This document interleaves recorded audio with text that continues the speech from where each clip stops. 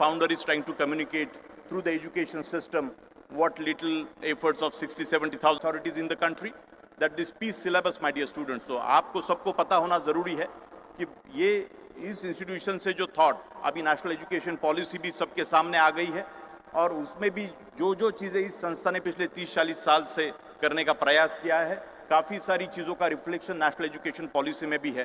तो ये सब चीज़ें हम जो आगे बढ़ाने की हमारी कोशिश है। मैं यहाँ पे ये भी कहना चाहूँगा, I am just taking little opportunity that on 16th of June 2023 we are going to have the biggest democracy conference. Country has over 4,300 MLAs in our country, and we are going to have the biggest event there in Mumbai for the promotion of good governance, democracy, leadership and peace building, my dear friends. And this particular institution definitely want you to be the truly active citizen. You may work in multinational companies or worldwide, anywhere you can go, my dear students, but always you should have a continuous reminder in your mind that but we as agrarian economy, our challenges, our societal evolution, and what way you can contribute for the transformation of our country. So with that spirit, I think this dome speaks a lot. आज के इस particular unveiling जो ceremony यहाँ पे Joseph Smith साहब का यहाँ पे हुआ, आप सब लोग एक अच्छा मैसेज इसमें से लेके जाएंगे. And the biggest enemies of our democracy is the casteism, communalism, corruption, criminalization. For that matter, in any democracy worldwide, when it evolves towards the maturity, these challenges everybody has faced through.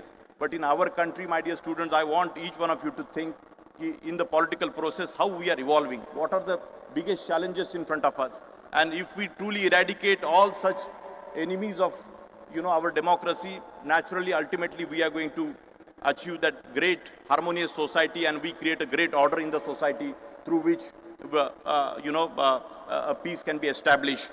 So with that spirit, I want to just convey that I want blessings, all my teachers and all other people, whoever are working for this National Legislator Conference.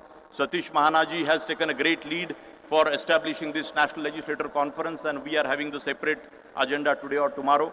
Thank you sir for your participation today. आपका यहाँ पे आना हुआ, मैं समझता हूँ कि ये रिलेशनशिप इसके माध्यम से और भी बड़ा काम आने वाले समय में हमारे सबके हाथ से हो सकता है. मैं इतना ही कहता हूँ कि भारत में इतने कम मशीनरी में, इतने कम सपोर्ट सिस्टम में भी आज हमारा भारत का जो ढांचा इतना सुंदर तरीके से जो काम भारत में हो रहा है, उसका कारण अपनी सनातन परंपरा है. ये आप सब लोगों को ध्यान में रखना चाहिए. लॉ एंड ऑर्डर की बात लीजिए या बाकी भी काफ़ी सारी चीज़ों की बात ले लीजिए, हमारे रिसोर्सेज का पॉपुलेशन बहुत ज़्यादा है, बट फिर भी ये देश इतना सुंदर तरीके से उभर रहा है. उसका एकमात्र कारण है अपनी सनातन परंपरा, अपना रिलीजन. एंड ये जो हमारे मन की जो भावना, आज जोसेफ स्मिथ साहब का स्टैचू यहाँ पे एस्टैब्लिश किया. मैं क्रिश्चियन धर्म के सभी लोगों को यहाँ अपील करता हूँ, इस्लाम धर्म के भी सभी लोगों को मैं अपील करता हूँ कि इसी तरीके का गेस्चर, प्रभु रामचंद्र का भी पुतला कहीं पे यूनाइटेड स्टेट्स में लगाया जा सकता है क्या?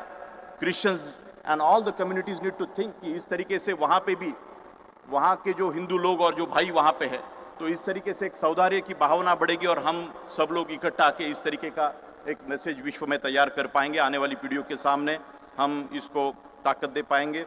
मैं लास्टली इतना ही कहना चाहूँगा कि आज ये एक बहुत अच्छा दिन, सभी जितने भी respected member, today we are opening this dome for the public, and we have established some system, and maybe for first 2-3 months we are having a free entry, just a little small amount we are requesting to see this World Peace Dome, which is a Sant Gyaneshwar and Sant Tukaram World Peace Library, to visit this library.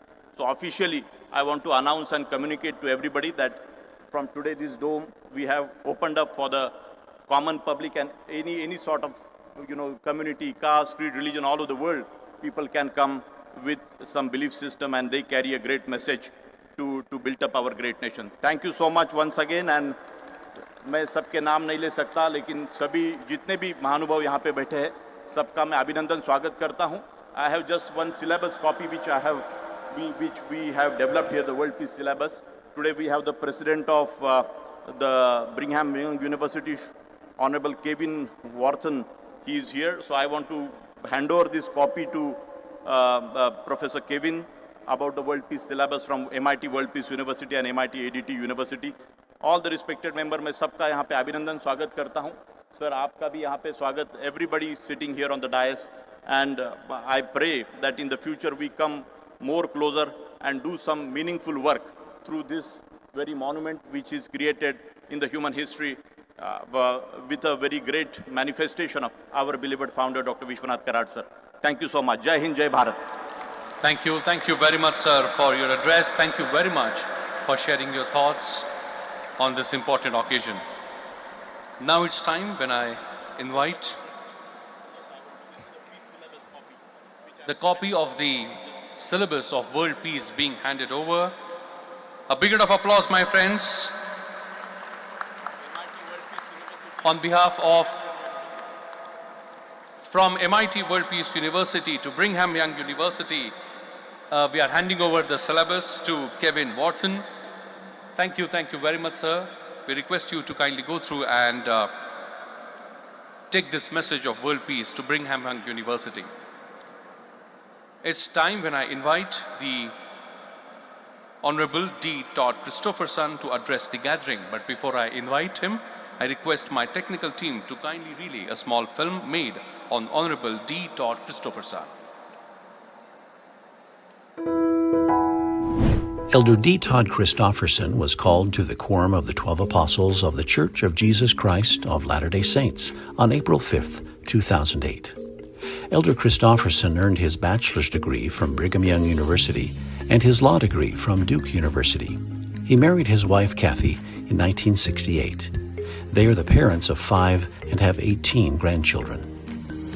At the outset of his legal career, Elder Christopherson practiced law in Washington, D.C.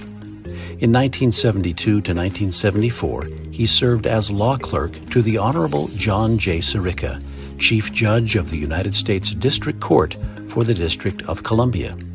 He assisted Judge Sirica in the Watergate trials, the White House tapes proceedings, and related matters during that period.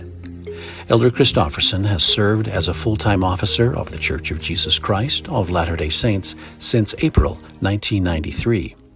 Initially, he served as president of the Mexico South area of the church, resident in Mexico City.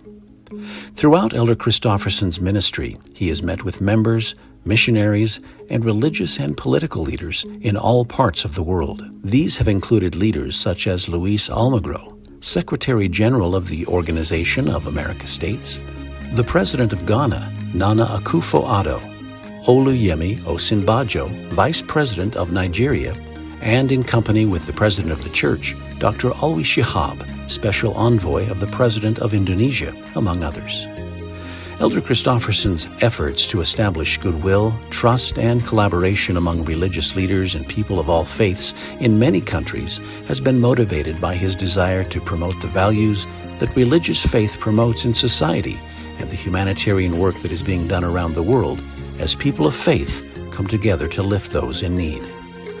These efforts and the work of the Church of Jesus Christ of Latter-day Saints were recognized by the Honorable Dr. Vishwanath Karad and the MIT World Peace University as they bestowed the Philosopher Saint Sri Dhyaneshwara World Peace Prize on Elder Christopherson in a remarkable ceremony at the university in August of 2017. Elder Christopherson has been a champion of freedom generally and religious liberty in particular.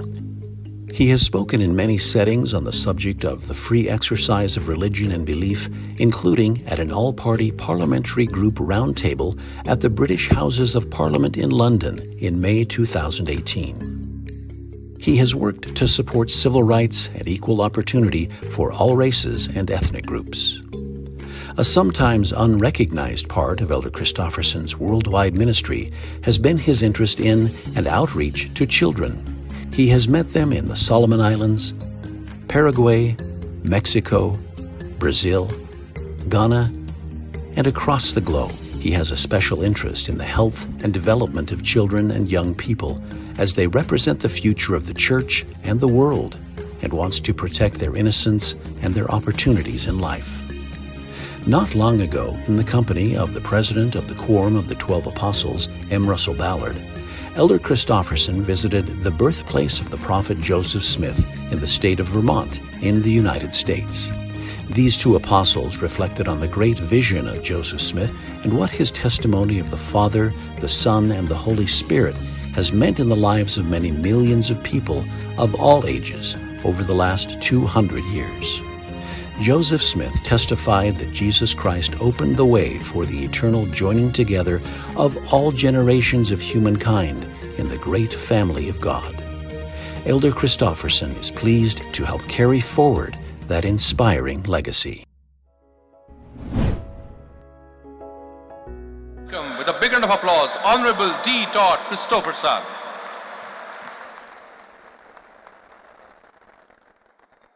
Thank you. I'm honored to greet our distinguished host on this occasion, revered Professor Dr. Vishwanath Karad and Rahul Karad, both dear friends, and professors and doctors from the MIT World Peace University. I recognize the Honorable King Husein and Dr. Ashok Joshi, who've worked tirelessly with Dr. Karad and Rahul Karad to make this day possible. I'm also pleased to recognize the honored guests who've accompanied me on this occasion for this special ceremony that we have looked forward to with great anticipation. President Kevin Worthen of Brigham Young University, Elder David Huntsman of the Huntsman Foundation, and these additional leaders of the Church of Jesus Christ of Latter-day Saints, Elder David P. Homer, Area President for Asia, Elder Jiaka Rao Guti of the 70, and these stake presidents of the church, President Prasad Badireddy, Stanley Massey, Jitender Kamar Sanai, and Nitya Sundaraj, together with S.V. Suni, Managing Director of the Indian Society of the Church of Jesus Christ of Latter-day Saints. I extend my special thanks to Speaker Satish Mahana ji for his presence here and all of our honored guests, and want to recognize particularly DJ Bodden and Dilip Rom, who are the sculptors of this magnificent statue. Thanks to all of you. Dr. Karad, I want to say how impressed I am with this magnificent structure, the World Peace Dome where we meet. The dome was only partially complete when I first saw it 5 years ago. The interior scaffolding was still in place, and it looked like it would take a half a day to climb to the top. As Dr. Karad showed us the unfinished World Peace Dome to my wife and me, it was imposing, but I couldn't imagine how beautiful it would be when it was finished. I lacked vision, whereas vision is what Dr. Karad has in abundance. Dr. Karad, where some doubt, you act. Where some worry, you work. Where some walk, you run. Where others fear, you dare. Congratulations on this exceptional achievement and the ideal of peace for which it stands.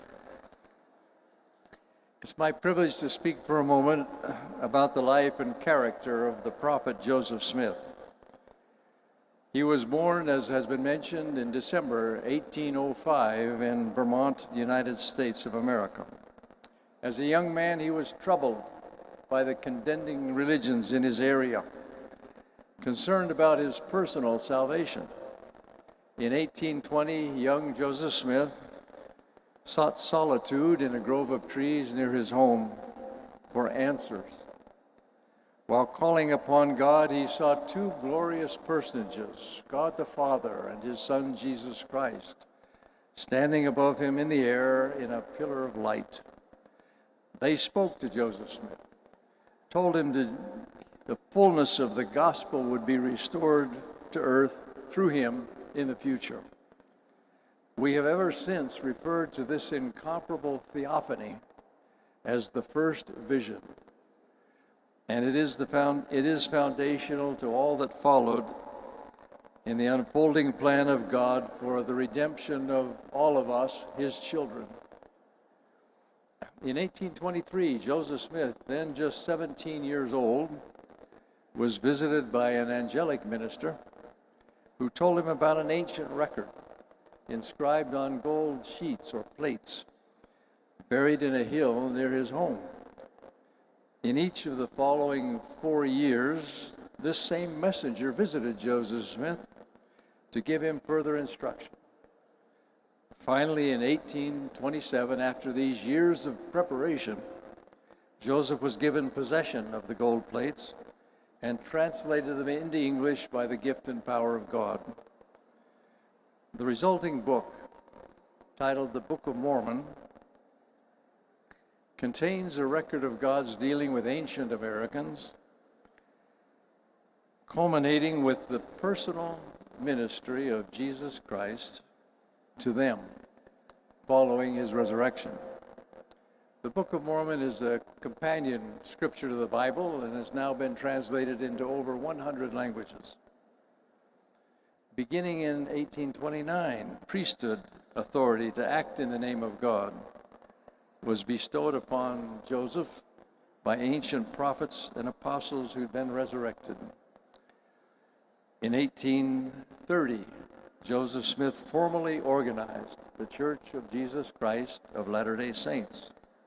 Members of the church have since been referred to as Latter-day Saints or simply Saints. Although the First Amendment of the Constitution of the United States guarantees the free exercise of religion, that freedom had not yet been well established in practice at the time of Joseph Smith. Consequently, he and the saints were often persecuted by those who disagreed with their beliefs.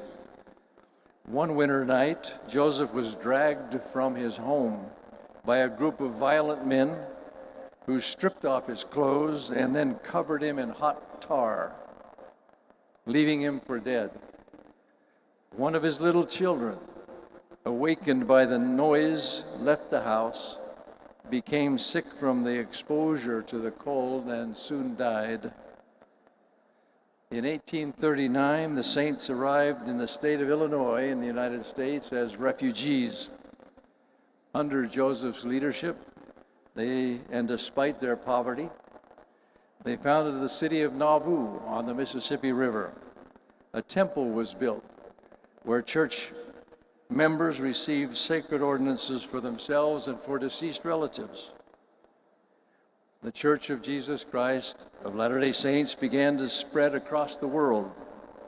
Their peace, however, lasted only a few years. Joseph Smith, who'd been unjustly imprisoned and exonerated numerous times, was then once again incarcerated in Carthage, Illinois in 1844, and was there murdered by a mob at the relatively young age of 38. He died as a martyr. Based on his own experience, Joseph Smith taught that revelation from God did not cease with the ancient apostles of Jesus Christ, but continues even to the present. As Jesus himself said, "I speak the same words unto one nation like unto another. I do this that I may prove that I am the same yesterday, today, and forever, and that I speak forth my words according to mine own pleasure.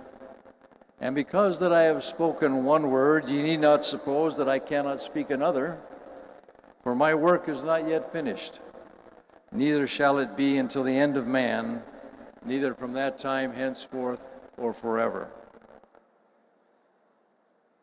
Among the most important prophetic teachings of the prophet Joseph Smith is an understanding of our pre-mortal life. Joseph revealed, man was also in the beginning with God. As the offspring of God, our Heavenly Father, each of us has individual identity. in the world of spirits with him. As we come into this world, we obtain a physical body, and the body and the spirit together constitute the soul of man. Joseph also taught that after death, all will be resurrected and become immortal, and that whatever principle of intelligence we attain unto in this life will rise with us in the resurrection. Thus, we will each have identity and purpose eternally in the world to come. Joseph revealed that marriage between man and woman under the authority of God's new and everlasting covenant will endure eternally, as will our family relationships through all generations. His own sufferings made Joseph Smith more compassionate and tolerant. He was vigorous in defending the rights of others. He once said, "If it has been demonstrated that I would give my life would die for a Mormon, I am bold to declare before heaven that I am just as ready to die for a Presbyterian, a Baptist, or a person of any other faith." He lived in poverty much of his life and labored hard to support his family. Consequently, Joseph Smith felt deep empathy for the downtrodden and those who struggled. The poor knew that he understood them. At the same time, Joseph was known for his cheerful disposition. He appreciated good humor, replying, for example, to those who would condemn him and his followers to hell, "If we go to hell, we will turn the devils out and make a heaven of it." Joseph was dynamic and approachable. His people felt close to him and often called him Brother Joseph. He possessed a noble boldness of character, independence of spirit, and a manner that was easy and familiar. Such is the man we honor today with the placement of this statue in the World Peace Dome. To be clear, we do not worship Joseph Smith. He is not a deity, he is not a god. But we readily acknowledge that his continuing influence for good in the world, the revelations that he brought forth, his example of service and sacrifice, and his devotion and witness of the living God, we revere him as a prophet. As I speak to this audience, I feel a great sense of friendship. I'm gratified that you would honor us as members of the Church of Jesus Christ of Latter-day Saints, as you honor the prophet Joseph Smith with his statue in this majestic hall built to promote world peace. I honor each of you and express gratitude for your generosity and kindness. I conclude with this statement from the prophet Joseph Smith. Friendship is one of the great fundamental principles of our faith and doctrine. It is designed to revolutionize and civilize the world and cause wars and contentions to cease, and men to become friends and brothers. Even the wolf and the lamb shall lie down together. The greatest aspect of the mission of the prophet Joseph Smith was to bear testimony of Jesus Christ, that he lives. I add my own testimony in the name of Jesus Christ. Amen. Thank you, and God bless you.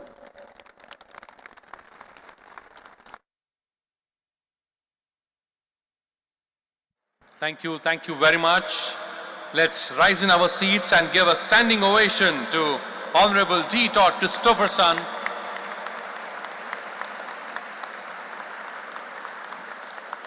A big round of applause. Thank you very much for coming all the way, and it's really a very, very important moment. Thank you very much. I would now like to invite Honorable Chairman and CEO of SPAN Construction and Engineering, USA, Honorable King Husein ji to address the gathering, but before I do that, I request my technical team to kindly relay a small film made on life and work of Honorable King Husein. King Husein was born in Bombay, India. He received a bachelor's degree in civil structural engineering from the University of Bombay, current day University of Mumbai.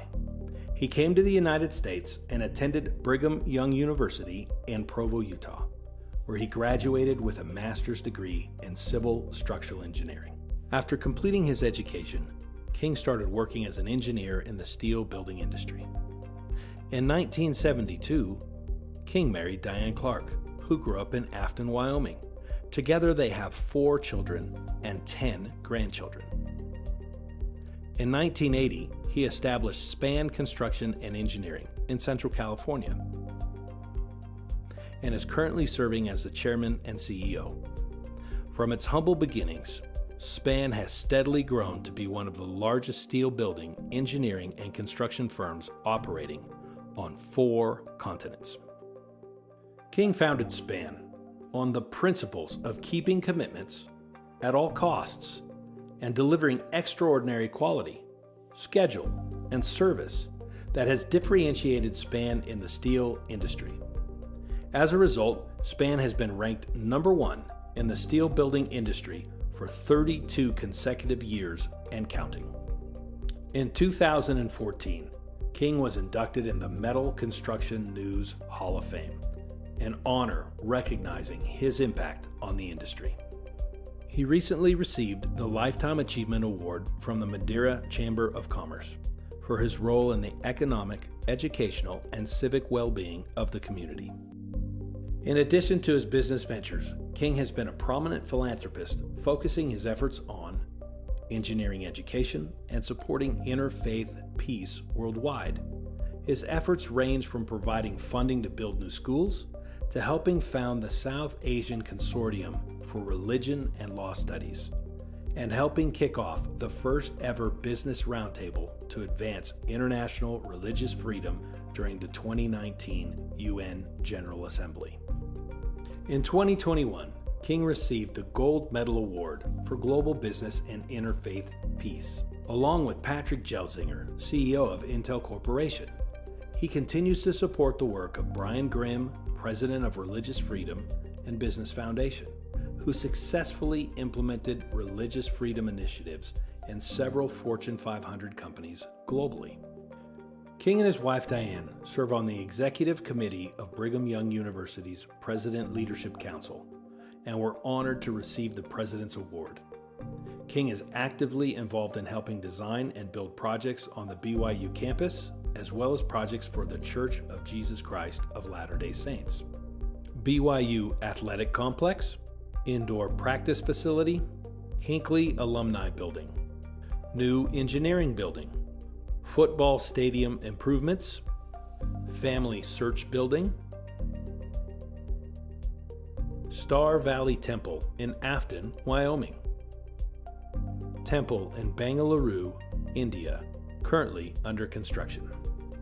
In India, King and his wife Diane are working with Rising Star Outreach to fund the development of the first vaccine, which has the potential to eradicate leprosy. Also, King and Diane have funded 10 eye clinics in the last 2 years through Charity Vision.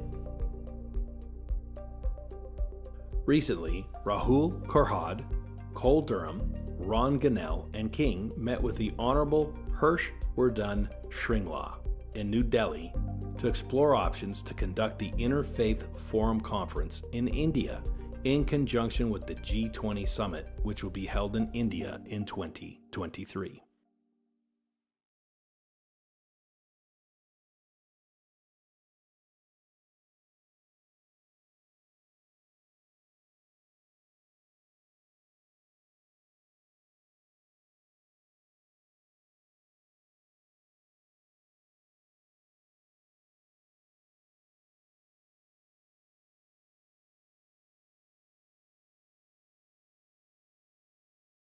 Karad and Rahul Karad for continuing to embrace the sacredness and values of different religions. I first met Dr. Karad and Rahul in early 2019 when I visited MIT World Peace University and this dome, along with Cole Durham, the president of the Interfaith Forum of G20. During my visit, I sensed something was different. Having received my master's degree from Brigham Young University, where learning is not only by study, but also by faith, I realized that MIT also had a higher purpose in educating their students. In fact, we believe that the spirit and the body is the soul of man, the Atma of man. Yeah? And so it was no surprising that when I first met the Karads, I felt that was the mission, is to not only educate students intellectually or academically, but also spiritually. Their underlying belief that the union of science and spirituality will bring peace to humanity. Hence, MIT is preparing students to be a force for good, not only in India, but wherever they go. I believe that Dr. Karad was inspired by God.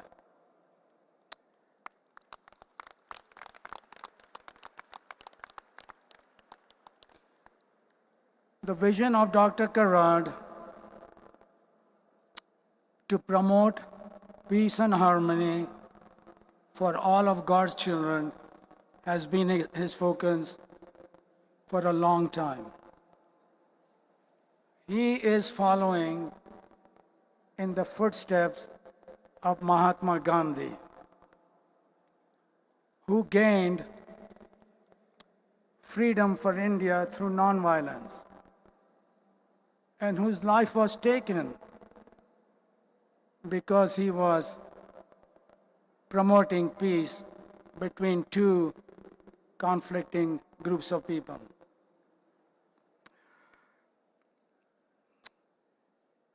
Dr. Karad not only had a vision, but he also acted on his vision by creating this magnificent World Peace Dome. And now, he is honoring the Church of Jesus Christ of Latter-day Saints by installing the statue of the prophet Joseph Smith,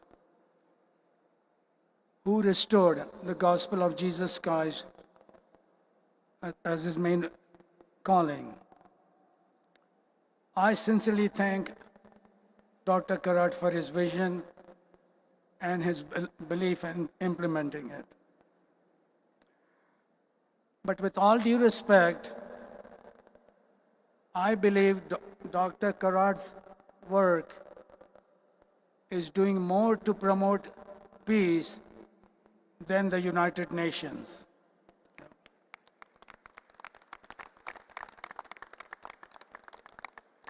Few days ago, I sent a message to Rahul Karad, thanking him for his support to install the statue of Joseph Smith in this dome.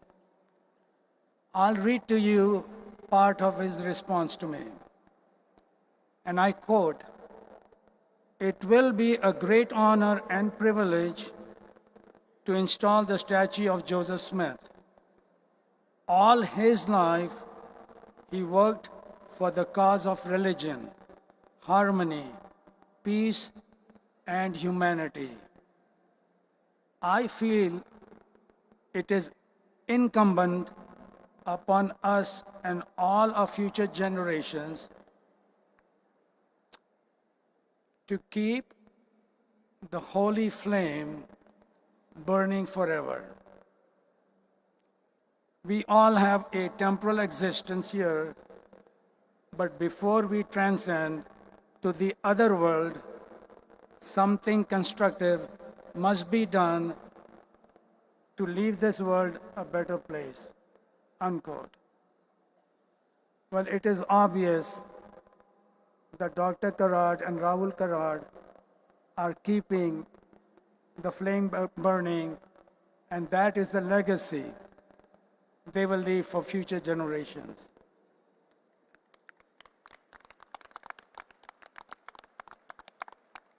Elder Christopherson asked me to share a brief history of the church in India. The restored gospel of Jesus Christ reached India in 1849 through the tracts from Orson Hyde and preaching by sailors who were members of the church. The first missionaries arrived in India in 1851. Elder David O. McKay was the first leader, the first general authority to visit India in 1921, and he later became the president of the church. In 1982, the church was incorporated in Hyderabad. The church was incorporated as the legal entity by the Indian government, and that was the year the Book of Mormon was printed in Hindi.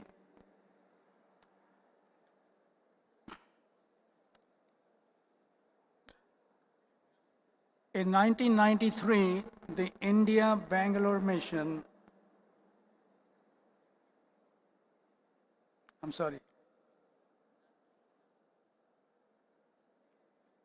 1993, the India-Bangalore mission was created with Gulcharan Singh Gill as the president, and in 2007, the India-New Delhi mission was created. The first stake was organized in Hyderabad in 2012 by Elder Dallin H. Oaks and Donald H. Hallstrom. A stake in our church is a unit in the basic organization of the church, and it includes anywhere from 6 to 12 or more congregations. In 2015, a stake was organized in Bengaluru. In 2016, a stake was organized in Rajamundry, and in 2017, a stake was organized in New Delhi. And I was fortunate to be there for that event. And something very important happened in 2018. President of our church, President Russell M. Nelson, announced plans to build the first temple in India in Bengaluru. And you saw the image of that temple. Before I share the process of creating the statue of Joseph Smith, I would like to introduce a special guest who is with us today, Elder David Huntsman, who is accompanied by his wife, Michelle. He is the president and chief operating officer of the Huntsman Foundation.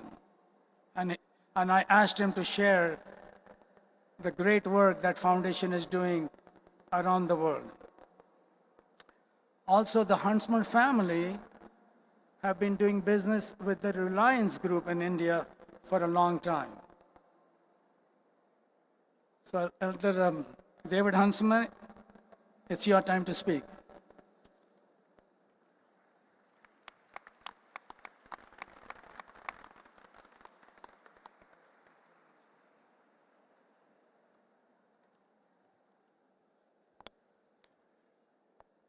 Our dear friend, King Husein, thank you. Ladies and gentlemen, can I just say, wow.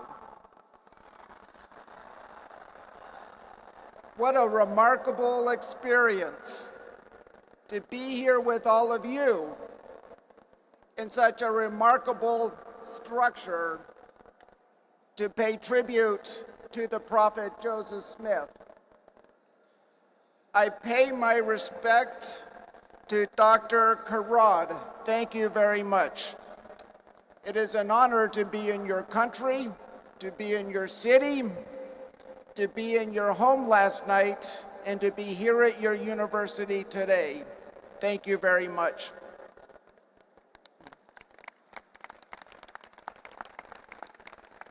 It is said that there are two kinds of leaders. One type is a conceptualizer, a visionary, a dreamer that can see a better tomorrow.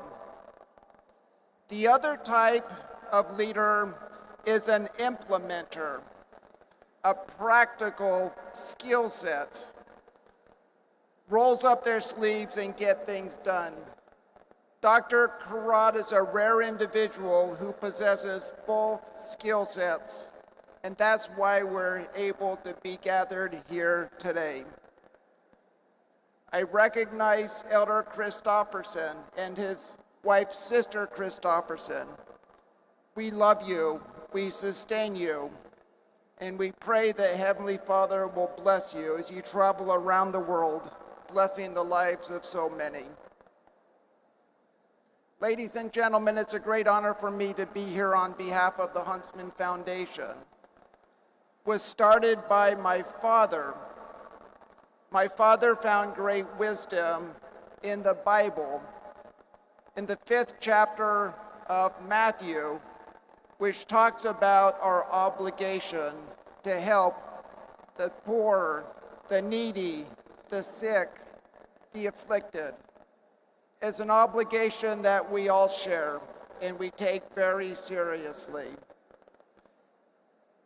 Can I just say one word regarding the Prophet Joseph Smith? That is the reason why we are gathered here today. For me, it's very personal.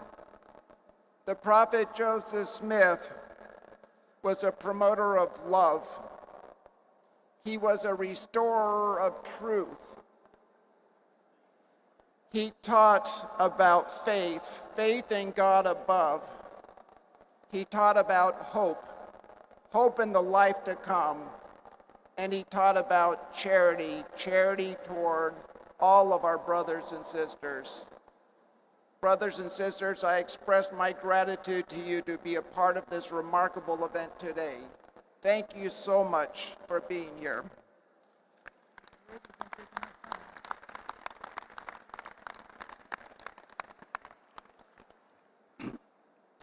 Thank you, sir. Thank you very much. And now it's time. Please go ahead. Yeah, we are doing it a little bit differently.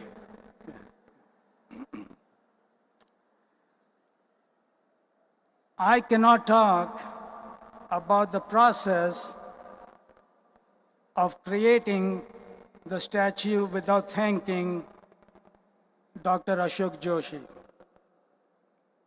He has a very special relationship with Dr. Karad, who refers to Ashok as Samrat, meaning the great emperor.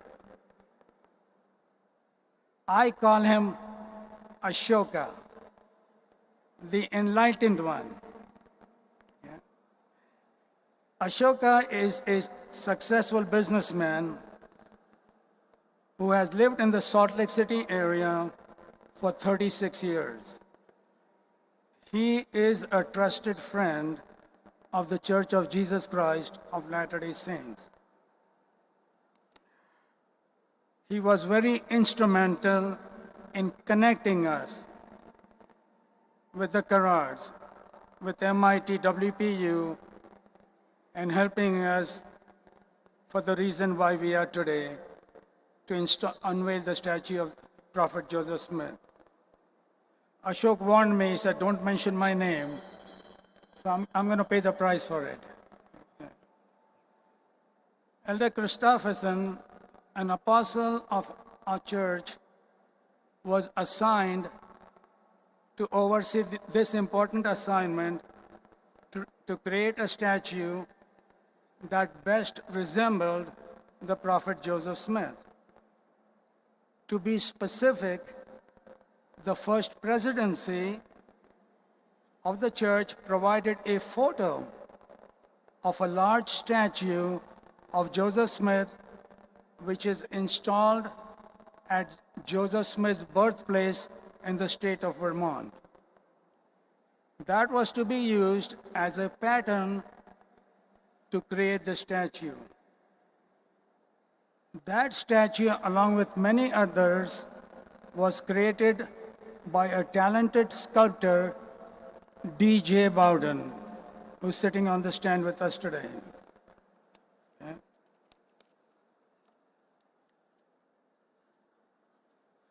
I have 10 more pages to finish, okay?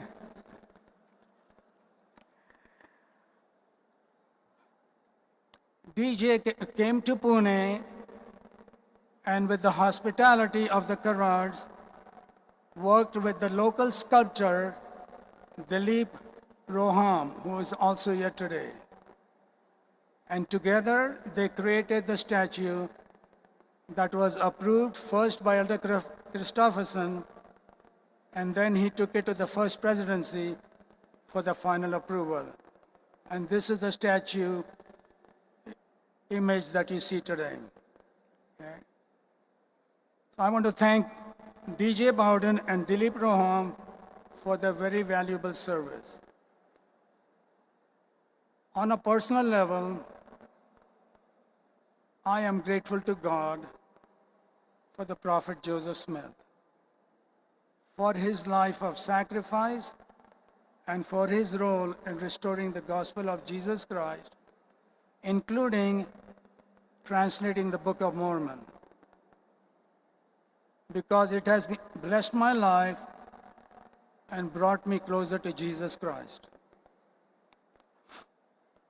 Among many principles that Joseph Smith taught, he also advocated the right of all human beings, the freedom to worship according to the dictates of their own conscience. He taught, we claim the privilege of worshiping Almighty God according to the dictates of our own conscience and allow all men the same privilege. Let them worship how, where, and what they may. He also encouraged self-reliance and the need to follow the commandment of Jesus Christ to love our neighbor as ourselves. Members of our church and the church itself strives to help those in need all around us, who we believe are also children of God. Our church continues to provide humanitarian aid to the needy in many nations. This is an important commitment by our church over the years. Last year alone, the church provided $1 billion in humanitarian aid to address needs globally. I am grateful for this opportunity to work with Elder Christopherson on this assignment. It has truly been a special experience for me. Elder Christopherson's life is not his own. When he got called to be a leader, an apostle for the church, his life belongs to the Lord now. and he will spend the rest of his life in the ministry wherever the Lord takes him. Just recently, he and his wife returned actually yesterday from an 11-day trip to Africa. So his ministry is wherever the Lord needs him. I also acknowledge the great support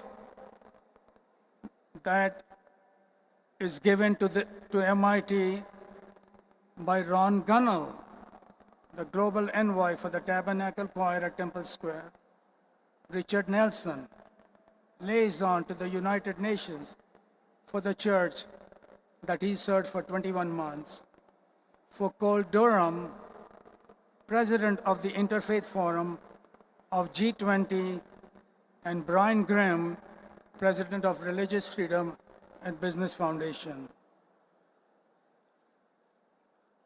I close with God's blessing to be with Dr. Karad and Rahul Karad in their effort to be ambassadors for peace and for all humanity. Thank you.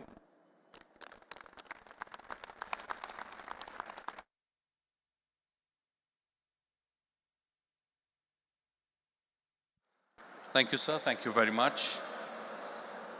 My friends, it's now time when I request and invite the President of Brigham Young University, Honorable Kevin Worthen, to address the gathering. But before I invite him to address the gathering, I request my technical team to kindly relay a small film made on life and work of Honorable Kevin Worthen.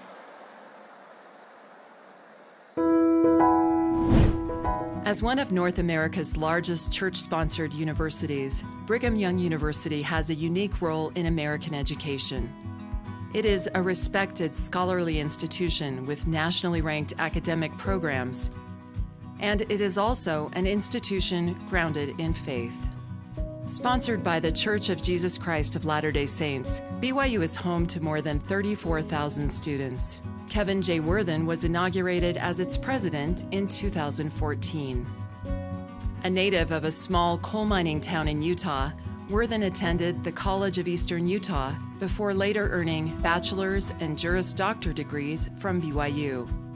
He also served 2 years as a full-time missionary in Monterrey, Mexico. After graduating from BYU Law with highest honors, Worthen served a prestigious law clerkship in Washington, D.C., with Justice Byron R. White of the United States Supreme Court. As a legal scholar, Worthen specializes in Native American law and the rights of indigenous peoples. He practiced law in Arizona before joining the BYU faculty, later becoming dean of BYU's highly ranked J. Reuben Clark Law School. He and his wife Peggy are the parents of 3 children and 7 grandchildren. As BYU's 13th president, one of Worthen's goals is to expand hands-on experiential learning opportunities for undergraduates. The multi-million-dollar Inspiring Learning Initiative, which he founded, has provided research, mentoring, and learning experiences for thousands of students. President Worthen has encouraged students to live with faith and to use their education to heal and serve the world. At the entrance to the BYU campus, a sign encourages students to enter to learn and go forth to serve. President Worthen's life has embodied this phrase as he has faithfully served his family, his church, the university, and its students.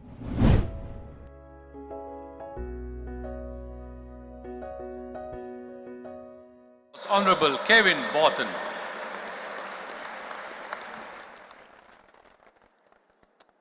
I'm honored to be invited to speak at this remarkable and historic event, which includes 2 of my heroes, Elder Christopherson and King Husein.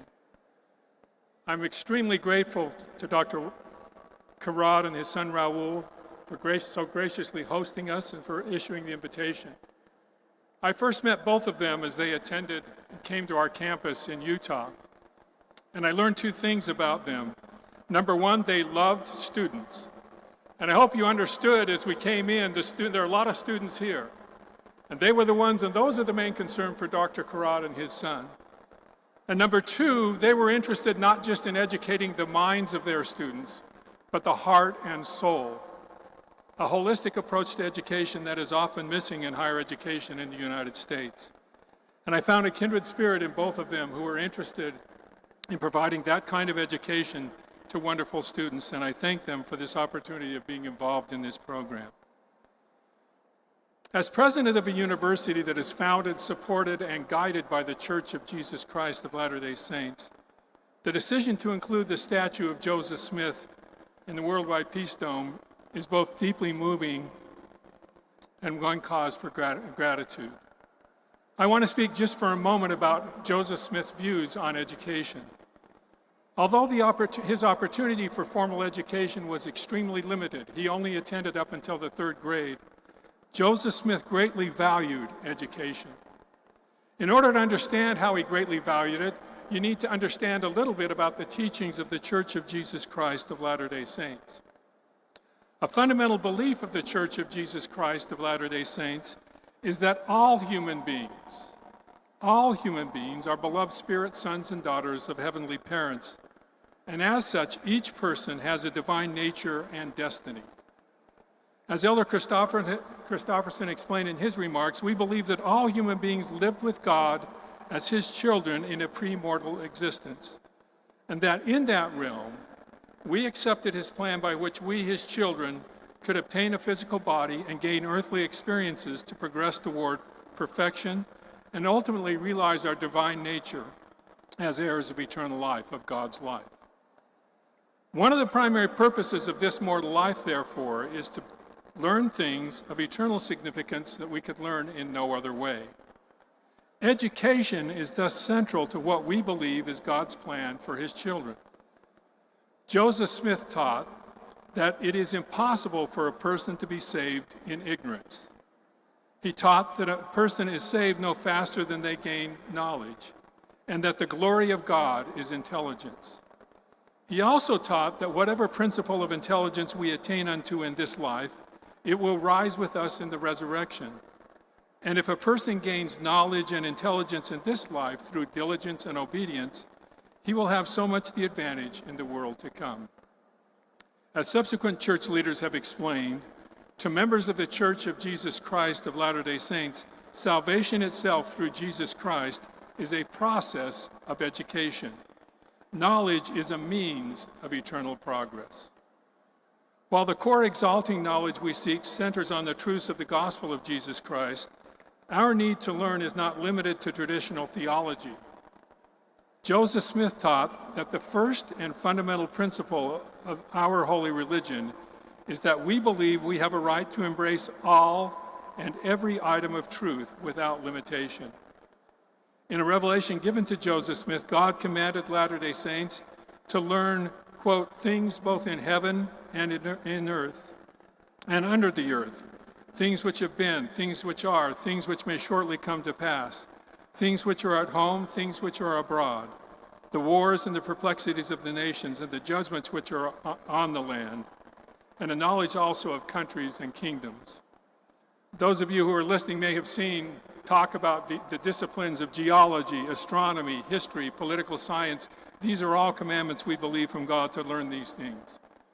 In short, as the BYU mission statement makes clear, the gospel, as we understand it, encourages the pursuit of all truth. Thus, for Latter-day Saints, as one of our church leaders said, the acquisition of knowledge is a sacred activity. With this background, one can understand why a visitor to a 19th century Latter-day Saint community founded by Joseph Smith observed that Latter-day Saints have what he called an extravagant thirst for knowledge. One can also understand why the Church of Jesus Christ of Latter-day Saints has established Brigham Young University and 3 other institutions of higher education, and why it is now developing online educational opportunities for people throughout the world. Joseph Smith also taught that the ultimate goal of education is not solely the acquisition of abstract information. The goal is to change our nature, to develop our character so that we can become more godlike. And that requires, among other things, that we learn to serve others unselfishly as Jesus Christ did. Education is important in that respect because the more we know, the better we can serve. As Brigham Young taught, our education should be such as to improve our minds and fit us for increased usefulness, to make us of greater service to the human family. Or in the words of our current prophet, Russell M. Nelson, we educate our minds so that one day we can render service of worth to somebody else. Thus, our goal at Brigham Young University is not merely to provide students with the skills they need to get a job, though that is important. It is to help prepare them to serve and lift others now and in the eternities. That kind of preparation requires a unique university model, one that teaches students to seek learning, as Joseph Smith taught, by study and by faith. At Brigham Young University, we believe that study and faith reinforce each other, that belief enhances inquiry and study amplifies faith. In keeping with this teaching, our aim at Brigham Young University is to provide an education that, number one, is spiritually strengthening, number two, intellectually enlarging, number three, character building, all of this leading to lifelong learning and service. A sign at the entrance to the university sums it up well. It reads, "Enter to learn, go forth to serve." I hope each of you will have an understanding of what Joseph Smith meant when he said, "In knowledge there is power, power to fulfill our divine destiny as children of God." My wish on this occasion is that those who enter this dome and this university feel a measure of that power as they experience this sacred space. Thank you.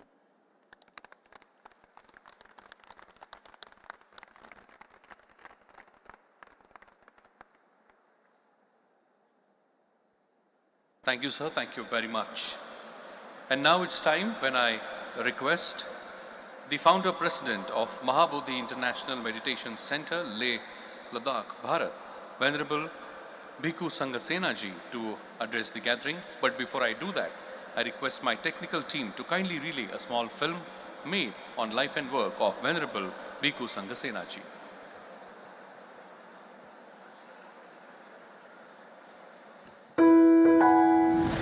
Venerable Bhikkhu Sanghasena was born in the Himalayan region of Ladakh, India. Venerable Bhikkhu Sanghasena was born in the Himalayan region of Ladakh, India. At the age of 17, he joined the Indian Army, where he developed a strong sense of personal discipline and responsibility.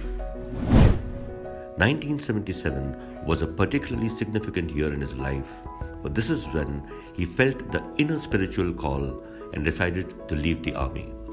He left the mountains of Ladakh far behind him and became a committed disciple of the renowned Buddhist scholar and celebrated monk. In 1986, Venerable Bhikkhu Sanghasena founded the Mahabodhi International Meditation Center, MIMC, in Ladakh. Since then, he has worked tirelessly and selflessly to put the Buddha's teachings on loving kindness and compassion into action. And now, MIMC has become one of the leading NGOs in India. Venerable Bhikkhu Sanghasena has travelled extensively around the world and participated in many international conferences, seminars, and workshops. He urges everyone to promote issues such as spiritual and cultural values, literacy, and environmental protection. Furthermore, he also raises his voice against issues concerning the whole world, like destructive armaments, destruction of the environment and ecology, human injustice, consumerism, economic imbalance, and racism. Venerable Bhikkhu Sanghasena is actively working with several other leading national and international organizations which are committed to the development work towards a safer, peaceful, and integrated world.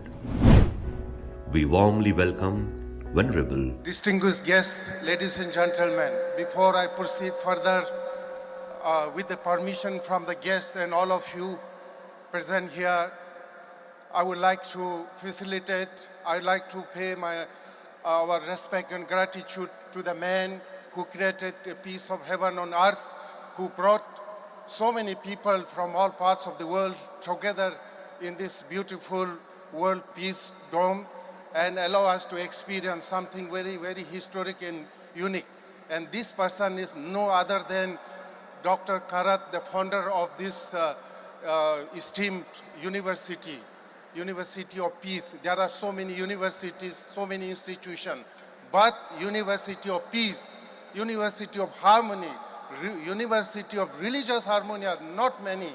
So I hope you will all agree with me. On behalf of everyone present here, we like to pay our respect and felicitate Dr. Karat, the embodiment of peace and harmony, the embodiment of religious harmony. I hope you all agree. Thank you.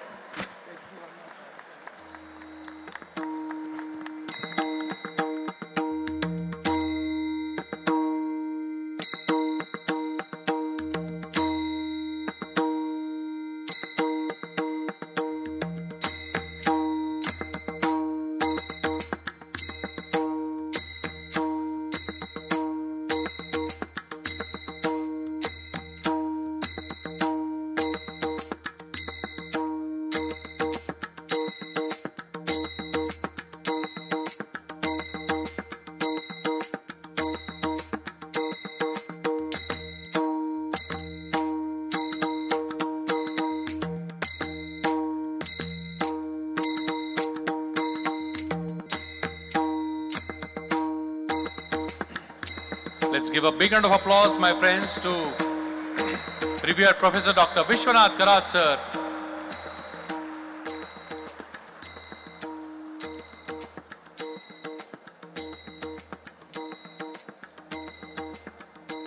Thank you very much. I now request Venerable Bhikkhu Sanghasena ji to address the gathering.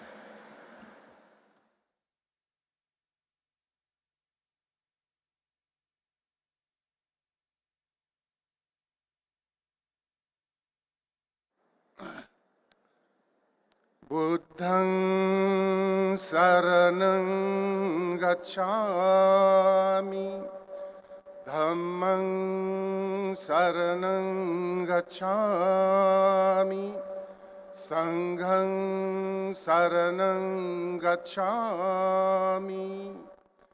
May all the divine beings, may all the divine powers from all the directions of the universe may kindly look at us and shower their blessing upon all of us who have come together in this beautiful, the peace, World Peace Dome for the success of our coming together. Thank you. The chief guest for the occasions, Honorable Satish Mahana ji, the honorable speakers of the Assembly of Uttar Pradesh, and our most respected and dearest Doctors D. Vishwanath Karat, the founder of this magnificent University of Peace, and our dear Dr. Rahul Karat, and all the distinguished guests present on the dais and off the dais. Namaskar, Jule, greetings, warmest greetings to all of you from the coldest land of Ladakh in the Himalayas. It is my great honor and privilege to come and be part of this historic programs, the World Peace Harmony Conference, and unveiling the statue of the Prophet Joseph Smith, the American religious leader and the founder of the Church of Jesus Christ of the Latter-day Saints at World Peace Dome, Vishwaraj, Baug, Pune, Bharat. I do not know what to express how to express in words the experience, the feeling I have in this magnificent, World Peace Dome. The peace, the love, the harmony, the friendship I'm experiencing here cannot be expressed in words. Therefore, I'm finding difficult to find words to express my gratitude to Dr. Karat for creating this wonderful place. I would say the piece of heaven on the earth, and bringing so many people together here to experience the universal peace, the universal brotherhood and sisterhood. The truth is one, peace is one. People maybe look different, but this, you know, we visit so many places in the world, we meet so many people, but this kind of place and this kind of meeting is truly rare. Rare in the sense, today, the world need the most urgent need of the present world is peace and harmony, is brotherhood and sisterhood. You know, it is now more than 8 months since the Russian and Ukraine wars begins. Our world leaders still have not been successful in stopping this brutal war. So therefore, I think the responsibility of the religious leaders becomes even more. I am confident, I have full hope in the religious leaders to bring peace, to bring better understanding than the politicians. Yes, I don't say all the politicians are bad, but they have their own agenda. They have their own selfish interests. They don't think globally, you know, but the world is one. We must now today change this thing that think globally and work globally. We must change this, think globally and work globally. Friends, whether you are American or European or Asian, whether you are Buddhists, Muslims, Christians, fundamentally we are same human beings. We are all born in the same way, we are growing in the same way, and we will all one day have to die, have to live. No difference. Whether we are American, European, Asian, Buddhist, Muslim, Christians, we share the same planet, same Mother Earth. We breathe the same air. We drink the same water for our survival. We live under one sun, one moon, one sky. Where is the difference? There may be a slight difference on the color of the surface of our face, but fundamentally we are same. We all have 2 eyes, 1 nose, 2 ears, 1 mouth, 2 hands, 2 legs. And we have one heart somewhere here. And inside the heart also we have the same wish, the same desire, the same wish and desire to avoid all kinds of problems, suffering, and the same wish and desire to enjoy real peace, real harmony, safe. So where is the difference, my dears? Who created this difference? How come it that we started looking at each other differently? We are not strangers to each other. We are not different to each other. We are all brothers and sisters. We are member of one family, the human family. We are member of one family, the global family. This is what we need to understand and create. And who will create? No other than religious leader. In the eyes of religious leaders, you know, we are all same. In the eyes of God, we are all same human beings. In the eyes of God, in the eyes of Buddha, there's no difference. There's no such as American, European, Asian, Buddhist, Muslim, Christians. We are all same. And this can be done only by religious leaders. Dear friends, I often say that different religions are like different flowers. The color of the difference may be different. The shape of the flowers may be different. But they are all flowers contributing beauty. Therefore, more flowers, more beauty, less flower, less beauty, no flower, no beauty. So we must look at the different religion like different flowers. We must look at different nation like different garden. And it is so.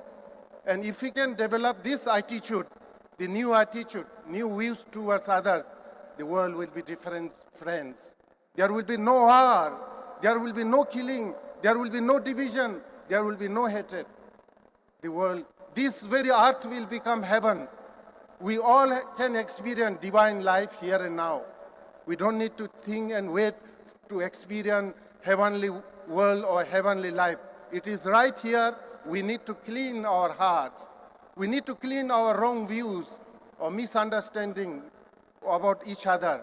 We are all brothers and sisters. And for this, I must say, Dr. Bharat, the founder of this university, is the best example. He is the best example of Vasudeva Kutumbaka. He is the best example of Jagat Guru. For me, you, sir, you are the real Jagat Guru. We have many Jagat Gurus, but you are the real Jagat Gurus. You can see it. So many people from all parts of the world are here, sitting together, sharing together love and compassion. You are real Jagat Guru, and you are the best example of Vasudeva. The world is one family. Sir, we pray and invoke the blessings of the Lord upon you for your good health and long life, so that you can continue to guide the humanity and bring peace and harmony in the world, which is much more needed than ever before. You are our light, you are our delight, you are our guide, sir. Guide, light, delight. Thank you so much for your love, for your hard work, for creating this. And I look forward to work with you. From the top of Himalaya, I look forward for your guidance to work together for world peace. Last 30 years, I have been enrolled in world peace work and religious harmony. Some 10, 15 years before, I had the honor to meet him in some conference. Ever since I knew him, I have been trying to visit, but somehow got delayed. Finally, I am here. I'm so happy to be here to see and experience this wonderful. I'm feeling such a great peace and harmony and love here. I hope you all are experiencing. If you are not experiencing, I'm sorry. You can't find in other place. There is no hope for you others if you cannot experience peace and harmony, love and compassion here in this beautiful, like heaven, peace pagoda. I will not take much time. I know so many distinguished speakers here. And let us all take a vow today before we leave. Before we leave this holy place, this sacred place, let us take a vow that from today, all of us who are present here is a messenger of peace. All of who is present here is an ambassador of compassion. All of who are present here is a Bodhisattva, a would-be Buddha. If we all can take this vow and consider ourselves messenger of peace, ambassador of compassion, a Bodhisattva, the world, we can change, my dear world. The world is whatever problems there are created by us. So therefore, anything created by us can be stopped, can be reversed. We are the hope, you are the hope of the future of the world, my dears. Thank you so much. Thank you so much for coming together. From today onwards, we will all dedicate our life for the peace and harmony, brotherhood of this beautiful earth, this beautiful human life. We can't afford to waste this precious human life. Thank you so much.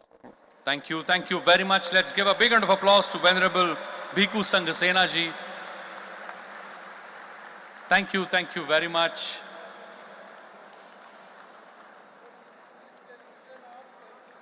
Oh, definitely a big round of applause and a standing ovation to revered Professor Dr. Vishwaraj sir and Venerable Bhikkhu Sanghasena ji. Taught Christopherson, such a beautiful gathering. And I'm really happy to announce, I request everyone to be seated, please.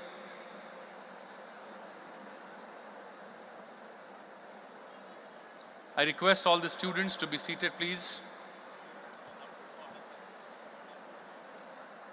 We have few more moments to go before we conclude with the ceremony. I request all the students to be seated, please. My friends, it is really a good fortune to announce on behalf of Honorable Executive President of MIT World Peace University, Shri Rahul V. Karad, that those who are interested in undertaking a dedicated meditation program, MIT World Peace University would be sponsoring a 1-week dedicated program to meditation at the center of Mahabodhi International Meditation Center, Leh Ladakh, Bharat. Let's give a big round of applause to this thought that MIT World Peace University, on behalf of Executive President Shri Rahul Karat sir, would be sponsoring 1-week meditation program at Leh Ladakh.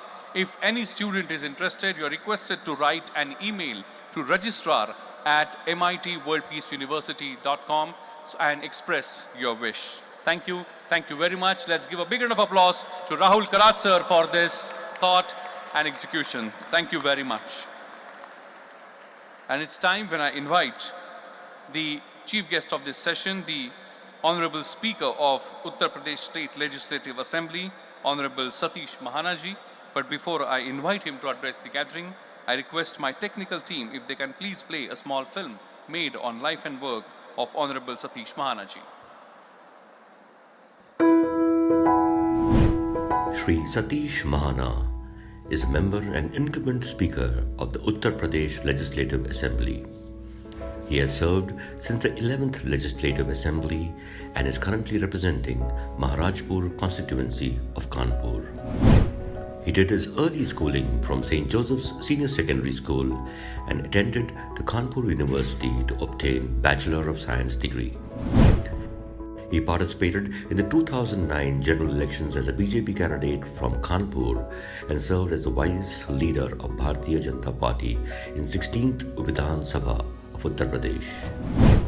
Shri Satish Mahana is also a former coordinator of Bajrang Dal, the youth wing of Vishwa Hindu Parishad. Shri Mahana has been MLA for 8 straight terms. He served as Minister of State for Housing and Urban Development from 1997 to 2002. After 2012, he has been representing Maharajpur Assembly constituency of Kanpur, Nagar district of Uttar Pradesh. In 2017, Shri Mahana was appointed a Minister of Industrial Development in the Uttar Pradesh government. Shri Mahana has travelled to about 35 countries and takes special interest in social work, reading, tourism and music.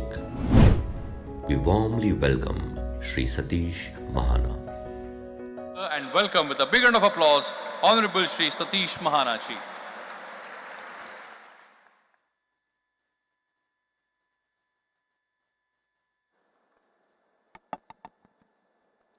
Hello, yes. Thank you very much.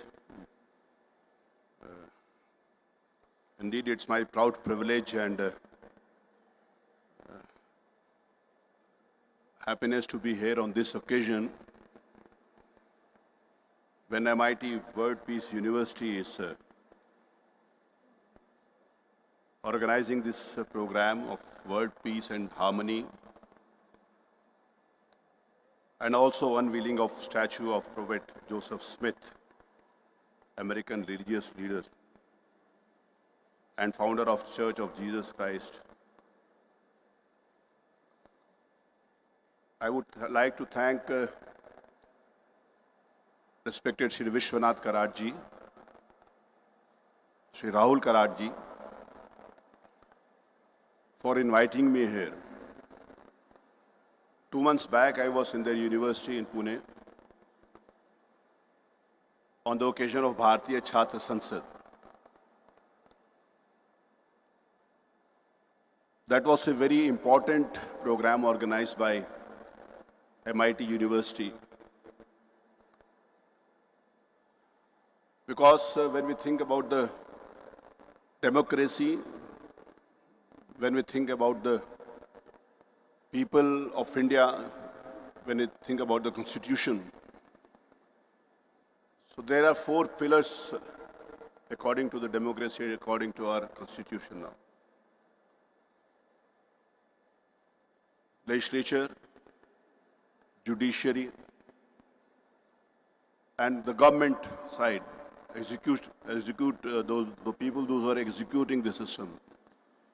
And 4th, we name as media persons. So this is most important, that all the 4 pillars of the democracy must support each other for the betterment of the state, for the progress of the state, But sometimes we feel and we see difference between all these four. And when I am here to speak about the peace and harmony of the world, just now, respected Sri Sanghasena ji from Leh Ladakh, he was saying that some of the leaders, they don't want peace. I would like to humbly request you, everybody on the earth who is born as a human, they need peace. Whether they come from different religions, different castes and creeds, but when we see, as a human, everyone wants to be happy, everyone wants to be smiling, and when we look after any of the persons across the world, the face of the smiling person is the same. The face of satisfaction is the same. The face of happiness is the same. Whether he comes from Christianity, whether he comes from Hinduism, whether he comes from different religions also. And unfortunately, when he's sorrow, he's sad, so that is the same face across the world and across the universe also. So everybody wants to be happy and everyone wants to have peace in their mind. For that, we have to come together. And when we come together, this word has been used many a times on many important stages across the world also, especially from the culture where we come. We say Vasudeva Kutumbakam. Vasudeva Kutumbakam, whole family as a word as a family. When word is a family, so everybody wants peace within the family also. We come from the religion where we say कि सर्वे भवन्तु सुखिनः, everybody must be sukhi. सर्वे सन्तु निरामया, सर्वे भद्राणि पश्यन्तु मा कश्चित् दुःखभाग् भवेत्. We don't say that only this religion or the people living on this earth, this country, this religion, they must be happy. We want the world to be happy. We want that world must come together as a family for happiness and peace. Sometimes I think that the religious leaders, those who are well placed, they have to come on the same platform. In our culture, we say that every river, flowing river, has to go to the ocean. Similarly, when we say that every religion goes to the God, and all religions, they have only one thing: you must be kind, you must be cordial, you are not only for yourself, you have to work for the poor, work for the mankind. Or when you work for the mankind, then it is important that you are a pure human being. So this thing has to come from the religious friends. Is it possible, as Rahul ji was saying, that this statue, important statue, whom we all respect, and that's why we are here, who has worked for the humanity, who has built up that church for the Jesus Christ there in America, is it possible that across the world, these type of statues, from India only, as Rahul said, कि भगवान राम की statue भी वहाँ पर लग सकती है क्या? Come with this faith. We have to come forward. We are trying that this time. We try that we are more superior than one another. हम दूसरे से श्रेष्ठ होने की बात करते हैं. हम दूसरे को नीचा दिखाने की बात करते हैं. हम दूसरों को साथ लेने की जिस समय बात करेंगे, उस समय हम पीस की बात करेंगे. मैं इस बात को कहना चाहता हूँ कि many a times when people are there, लोग कहते हैं कि हम किसी की टांग खींचने की बात करते हैं, हम किसी को नीचा दिखाने की बात करते हैं. ये नहीं करना चाहिए. We can say something better of us. हमारे को अपनी लाइन बड़ी खींचनी है, दूसरे की लाइन छोटी करने का काम नहीं करना. हम अपने बारे में अच्छा बताएं, ये महत्वपूर्ण हो सकता है, ये ज़रूरी हो सकता है, लेकिन हम किसी को नीचा दिखाने की बात करें, ये ज़रूरी नहीं हो सकता. मैं किसी एक व्यक्ति की शादी में गया था, उन्होंने अपनी लैंग्वेज में, I am not going to name the religion of it, तो उन्होंने बोला कि हमारे धर्म में ऐसा ऐसा ऐसा ऐसा सब कुछ अच्छा है, लेकिन ऑन द नेक्स्ट लाइन ही सेड कि उनके धर्म में ये खराब है. Can we stop that? क्या हम उसको रोक सकते हैं? कि जिस समय हम पीस की बात करते हैं तो all of us have to come together on one stage and say that हम किसी की भी बुराई नहीं करने जा रहे हैं। हम अपनी अच्छाई बताकर लोगों को जोड़ने की बात कर सकते हैं, लेकिन किसी की बुराई बताकर उसको हटाने की बात नहीं कर सकते। This is more important. और जिस समय हम इस बात के लिए आगे बढ़ेंगे तो किसी भी स्थान के ऊपर कोई भी व्यक्ति होगा जो रिलीजियस होगा, जो सोशल होगा, जो पॉलिटिकल होगा, उसको साथ देने के लिए लोग आगे आएंगे। जिस समय हम इस बात को सोचते हैं, हमारे को ये बहुत महत्वपूर्ण बात, I come from a state which is the land of gods, Ram, Krishna और शिव का है, which is the land of Buddhism. अगर बुद्धिस्ट सर्किट की बात करें तो Buddhist came from Kushinagar Dehradun, वो वहाँ पर बुद्धिस्ट के लैंड है, that is the land of Taj. वो सारे के सारे जिस समय हम सारी की सारी बात करते हैं तो वसुदेव कुटुंबकम की जब हम बात करें, विश्व के कल्याण की बात करते हैं, जब हम प्राणी मात्र में सावधान करें, वी डोंट से दैट मतलब harmony must be there within the human being, we say harmony must be there within all creatures of the system. सारे क्रिएचर्स के बीच में हार्मनी होनी चाहिए। हम दूसरे क्रिएचर्स के साथ हार्मनी कैसे नहीं कर सकते? हम उनके प्रति अहिंसा कैसे कर सकते हैं? अहिंसा कर सकते हैं, हिंसा नहीं कर सकते उनके खिलाफ। तो ये बातें जो दूसरे के साथ मिलकर हम सब लोगों को करनी है, ये बड़ी महत्वपूर्ण बात होती है। आज यहाँ पर इस डोम में जिसमें हम देखते हैं तो सारे रिलीजियस लीडर्स के यहाँ पर, क्या ऐसा ही सीन हमारे को दुनिया में सारे धर्मों में देखने को मिल सकता है क्या? जिसमें हम सब धर्मों में इस प्रकार का सीन देखेंगे, तब हम विश्व शांति की बात कर सकेंगे, तब हम विश्व प्रोग्रेस की बात कर सकेंगे। अगर हम दूसरे स्थान के ऊपर इसको नहीं देखेंगे तो ये सिर्फ बात किताबों के अंतर्गत रह जाएगी, और जिस समय किताबों में रह जाएगी तो इस प्रकार की बातें हम बरसों तक और सदियों तक करते रहेंगे। मेरे को सौभाग्य मिला, मैंने वन ऑफ द शंकराचार्य से मैंने बात करी। मैंने उनको बोला कि हम कहते हैं कि सारी नदियाँ समुद्र में जाकर मिलती हैं, लेकिन कुछ लोग कहते हैं कि हमारी नदी है, हमारी नदी के अलावा कुछ नहीं है। तो जो हमारी नदी है इसको समाप्त करना पड़ेगा। और जिस समय गॉड की बात है तो वो परम परमेश्वर जो निरंकार है, जिसका कोई स्वरूप नहीं है। सारे धर्म, when it comes to Lord Jesus, we all respect him. हमारे सबके मन में उनके प्रति श्रद्धा है। We say that he is the son of God. Who is God? भगवान कौन है? हम कहते हैं भगवान के अवतार हैं हिंदुस्तान। तो भगवान के अगर अवतार है तो भगवान कौन है? वो भगवान परम ब्रह्म परमात्मा परमेश्वर जो निराकार है, जिसको हम गॉड, आजकल नया कंसेप्ट आया गॉड पार्टिकल्स के नाम से जाने, जिसने इस सृष्टि की रचयिता करी है, जिसने इस ब्रह्मांड की रचय, जो इस ब्रह्मांड को चलाने वाला है, जो इस सोल को, इस आत्मा को उस परमात्मा के साथ मिलाना चाहता है। हम जिस समय सोल की बात करते हैं, जिस समय मनुष्य की बात करते हैं, तो हम कहते हैं यत पिंडे पिंडे तत् ब्रह्मांडे। जहाँ पिंड है वहीं ब्रह्मांड है, जहाँ आत्मा है वहीं परमात्मा है।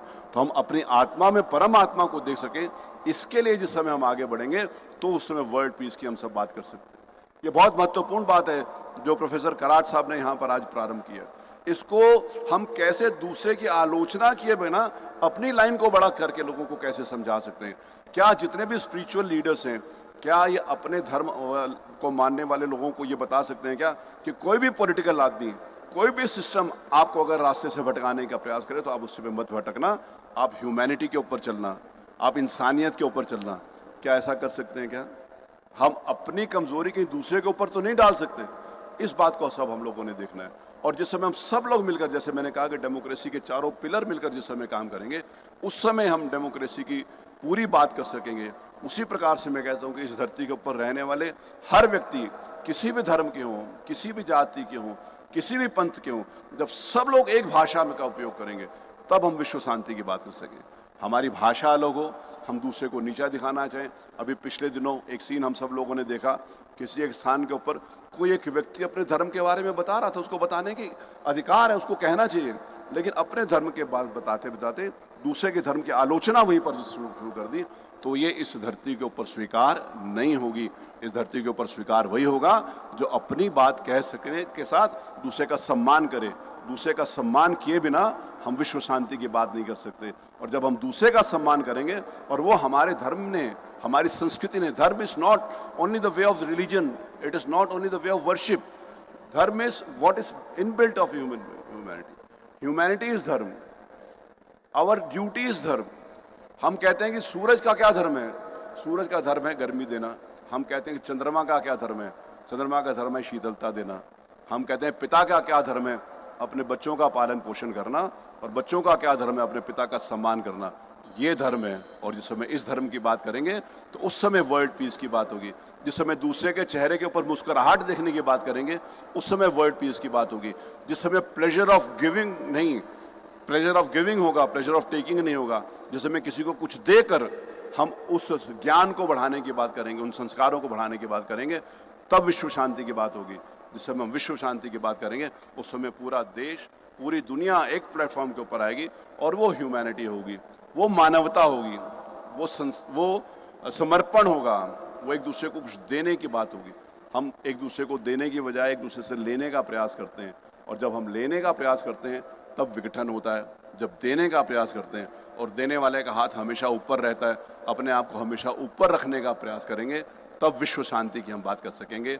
मैं बहुत बहुत आभार व्यक्त करता हूँ डॉक्टर कराट के प्रति। उन्होंने बहुत बड़ा मिशन अपने हाथ में लिया है। ये कोई छोटा मोटा मिशन नहीं है, बहुत बड़ा मिशन उन्होंने अपने हाथ में लिया और उसके लिए उन्होंने काम मूर्ति रूप में करके दिखाया है। मन, वचन और कर्म से अगर कोई व्यक्ति एक नज़र आता है तो मैंने डॉक्टर कराट को देखा है कि मन, वचन और कर्म से वो अपने लिए, पूरे समाज के लिए समर्पित। मैं उनको बहुत बहुत शुभकामनाएं देता हूँ। मैं भगवान से प्रार्थना करता हूँ कि स्वस्थ रहें, दीर्घायु हो इनकी, और इस प्रकार का ये काम समाज की एकता का, शांति का, सद्भाव का, समर्पण का, ये हमेशा करते रहें। इन्हीं शुभकामनाओं के साथ मैं पुनः एक बार आपके प्रति हृदय से आभार व्यक्त करता हूं। बहुत बहुत धन्यवाद। जय Hind. A big round of applause, my friends, for Honorable Satish Mahana ji. Thank you, sir. Thank you very much for your words of wisdom. I request all the students to give a standing ovation to Satish Mahana ji. Last 35-37 years consistently he has won the election and 8 times MLA, and the faith of the people, love of the people, and the spotless career. Important thing is the spotless career of such a leader. Thank you so much, sir, for your participation. Thank you, sir. Thank you very much.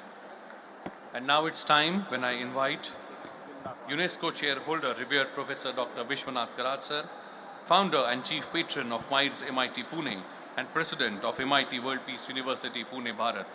Please put your hands together and welcome with a big round of applause, revered Professor Dr. Vishwanath Karat, sir.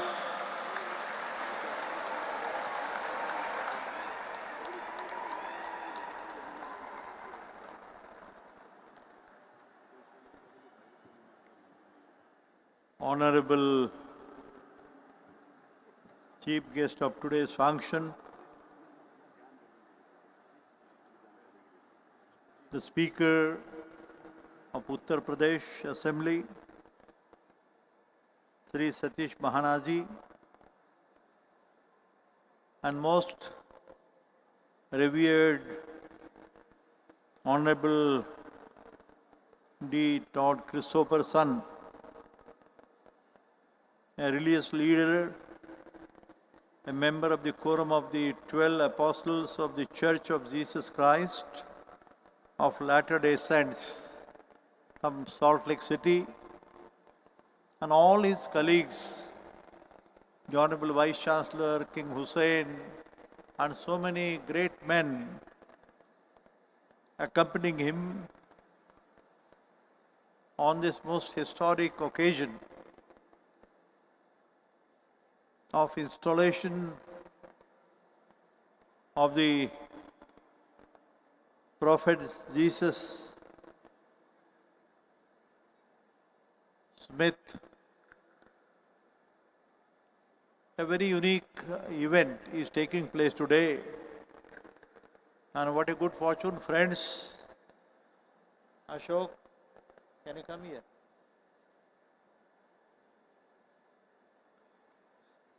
Give him a big applause. He's Ashok Joshi.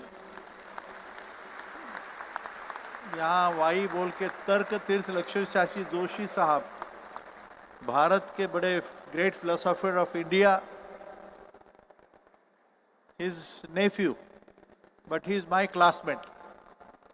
We were together studying in College of Engineering, Pune, and let me tell you friends, he has so much in his belly and the heart to say and speak to you, but only because of the time constraint, he is keeping mum. We had the fortune of meeting in the city of Chicago. You know it, friends, the Chicago is more known in the whole world because of the very unique speech and an address which was delivered by the great nobles of India, your own elder brother, in the year 1893 on 11th September. That city of Chicago had invited me for some speech, a keynote address on the mission of what religion stands for and what science stands for. 40 साल के बाद ये मिला मुझे, 40 साल के बाद हमारी पहचान हुई बाद में. And he said to me, Vishwaraj, we are meeting after 40 years nearly, but I want to insist and request you, like a brother to you, that you must come to Salt Lake City. And he made a mention of this Mormon community. ये तो नाम मैंने सुना नहीं था. जब अशोक बोला कि आप एक बार आओ और देखो तो सही, you must come and see and meet them. What is their uniqueness? And after some time in 2015, I had the fortune of visiting Salt Lake City as one of the keynote speakers in an assembly of about 10,000 delegates. Imagine, 10,000 minimum. And the Honorable Vice Chancellor and everybody, Richard Nelson is sitting here, King Husein is sitting here. I had the fortune of delivering an address to those 10,000 people. I can't imagine. This is not more than 2,000 to 3,000. But 10,000 delegates coming from world over of different religions. And some or the other, I could speak for about 10 minutes, only 10. And had a mention of the words of wisdom, that union of science and religion, oblique spirituality alone will help to bring harmony and peace to mankind. I still remember, Ashok knows, Milind Pandey, our Vice Chancellor, knows. For this one sentence, 10,000 delegates stood up for 2 minutes. I'm not praising myself. I'm telling you the truth. And it was such a huge applause in appreciation of the words of wisdom spoken by Vivekananda. And I was instrumental to repeat. And that time it was decided that yes, he explained to me this whole story. And then he arranged Richard Nelson and himself. And our another friend was King Husein. Not very difficult to meet Todd Christopherson, who is sitting here in this hall. It was a very unique appointment. We were meant to sit 10 feet away from his chair. Not for a difference, but when I learned, मैं इतना कहूँगा भाई, ये भारत की जो वैष्णव परंपरा है ना, महाना जी ये सुनने लायक है. मैंने देखा कि ये हमारे vice chancellor,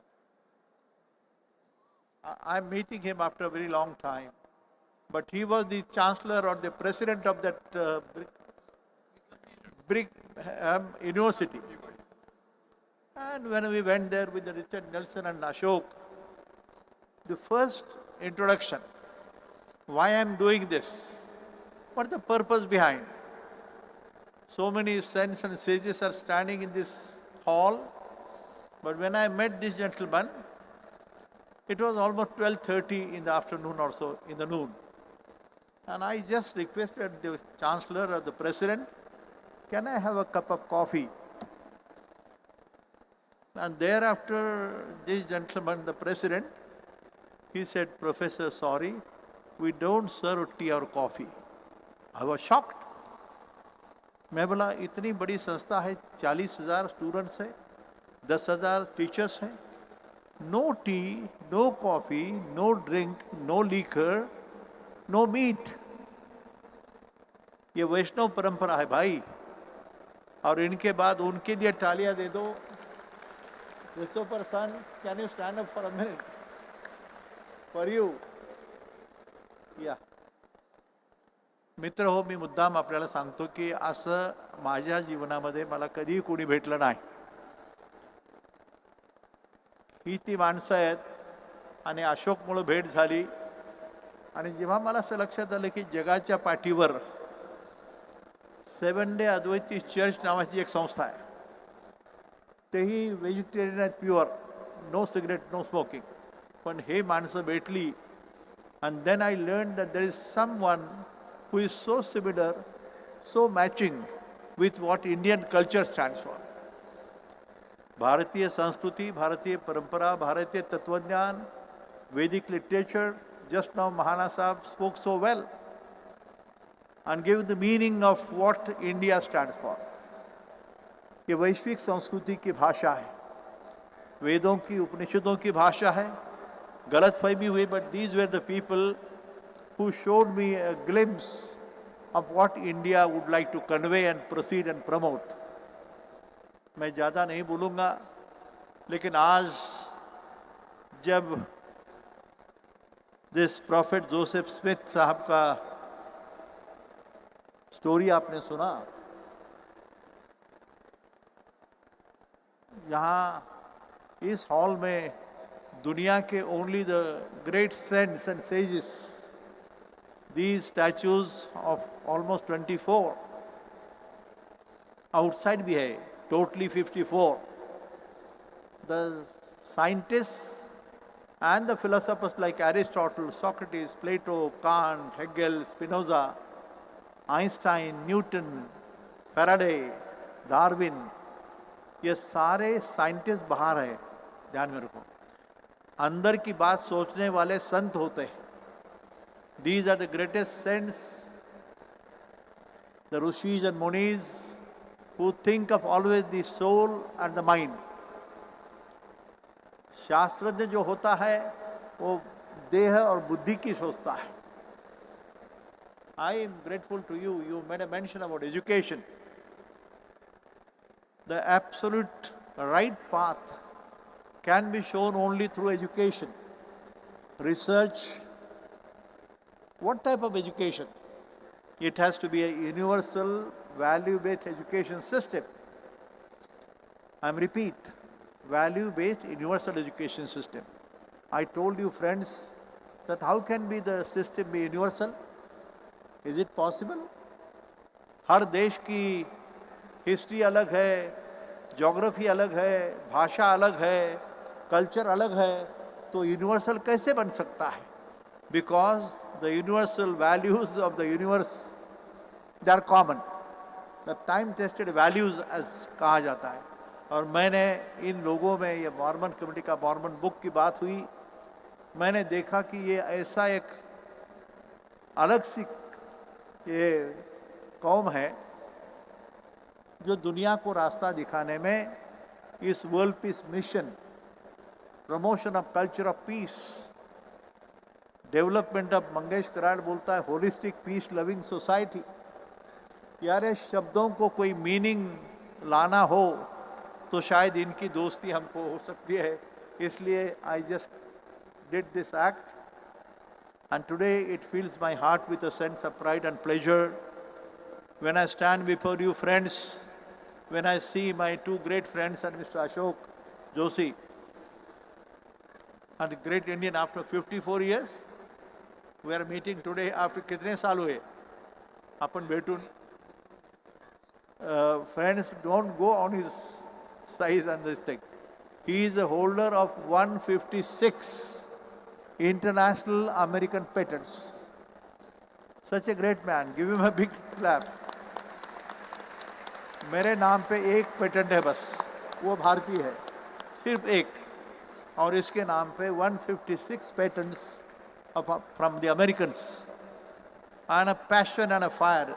These people, what they spoke, when Mahana Sahib ने जो कहा, let me tell you one word, please, friends.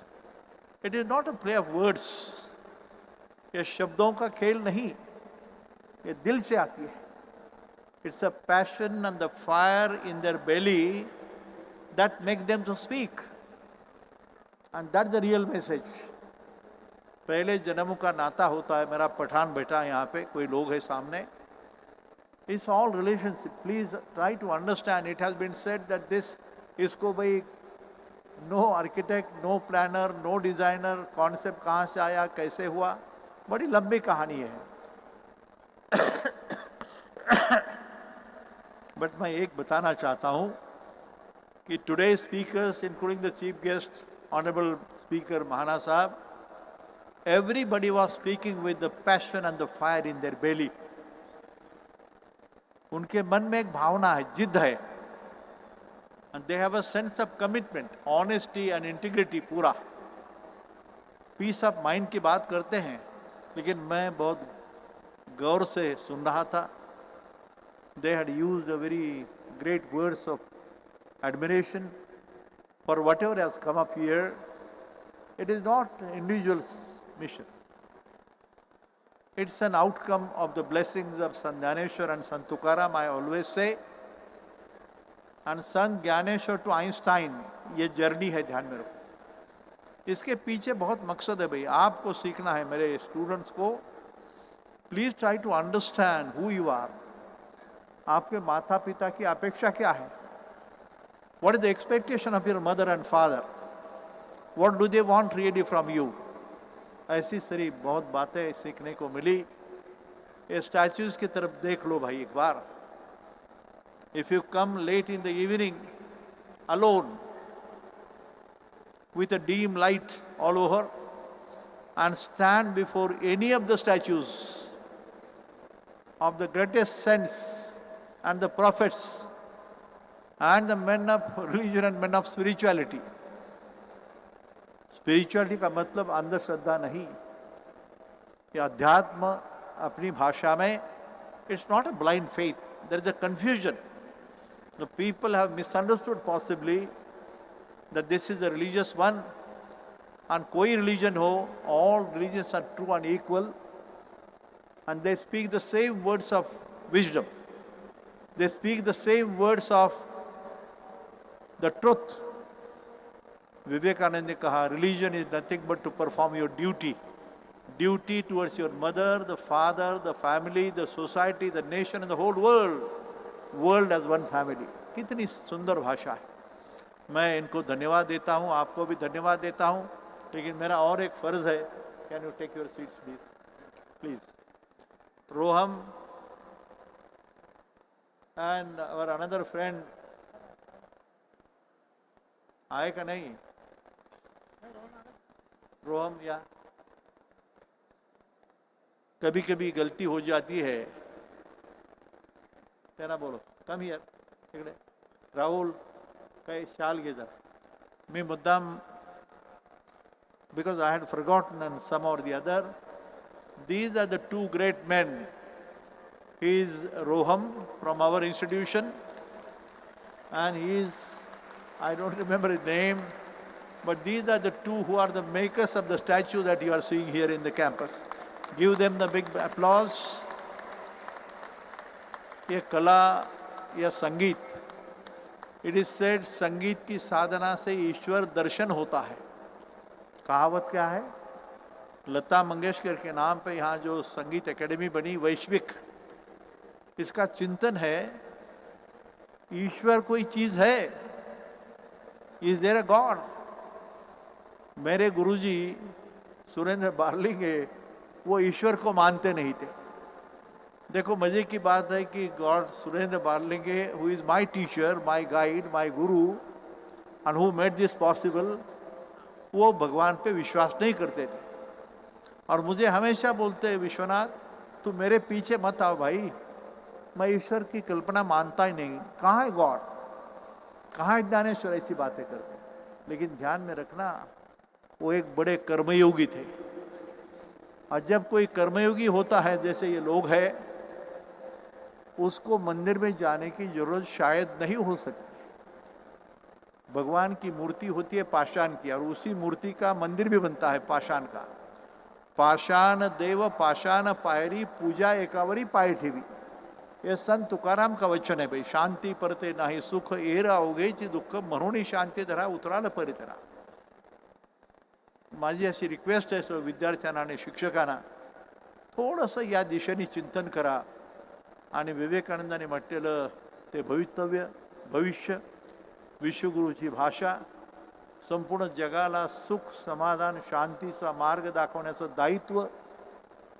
and MIT, not MIT, but this whole of India will become a knowledge part of the whole world. हे शब्द आहेत विवेकानंदाचे आणि ही भविष्यवाणी सच में आने वाली है. म्हणून तुम्हाला विनंती करतो की आजचा एक ऐतिहासिक दिवस आहे.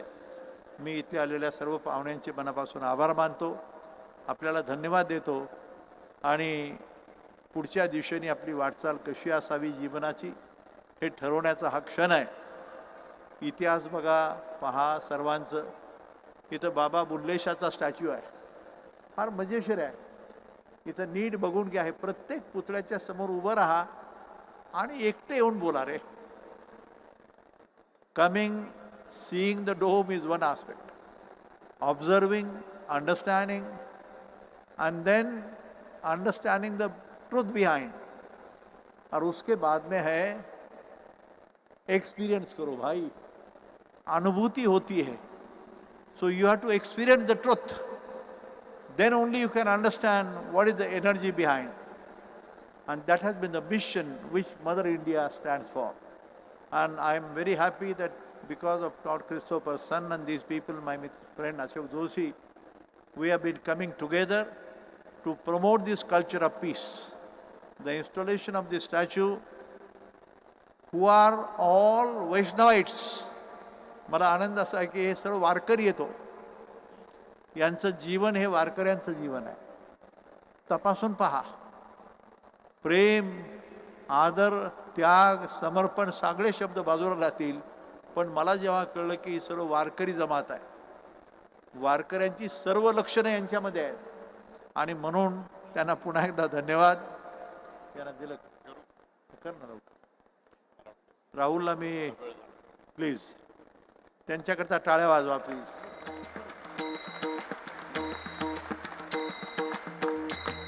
त्यांना दे जरा जोरात वाजवा ना.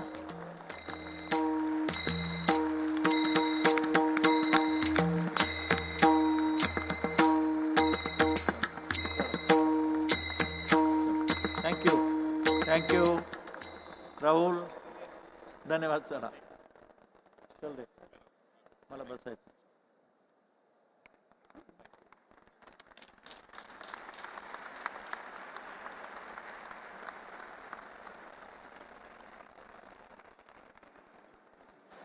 Mike, thank you. Thank you very much, sir. Thank you very much for your kind words. And with this, we are coming towards the end of this ceremony. I request all the students to listen to the instructions very carefully. After this,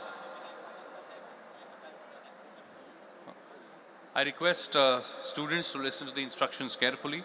After the ceremony concludes, students are requested to take left and right hand side exit of the auditorium and assemble at the main staircase for the beautiful photograph with all the dignitaries. So I remind you once again to take the left exit for this section, right exit for that section. And after you exit from the hall, please assemble on the main staircase for the photograph with all the dignitaries. Dignitaries on the stage are requested and all the invitees in the front are requested to take the main exit and assemble for the photograph on the main staircase. Please note, after the photograph, the lunch is arranged for all the students on the right hand side pendal, which is down the stairs. I request, not now please, we are going to have the universal anthem Poseidon and then we will conclude. So there are 40-50 seconds more. Please be seated. And for all the press representatives and dignitaries on the dais and invited guests, the lunch is arranged immediately downstairs below this hall. Thank you very much. I request everyone to rise in their seats for universal anthem Poseidon.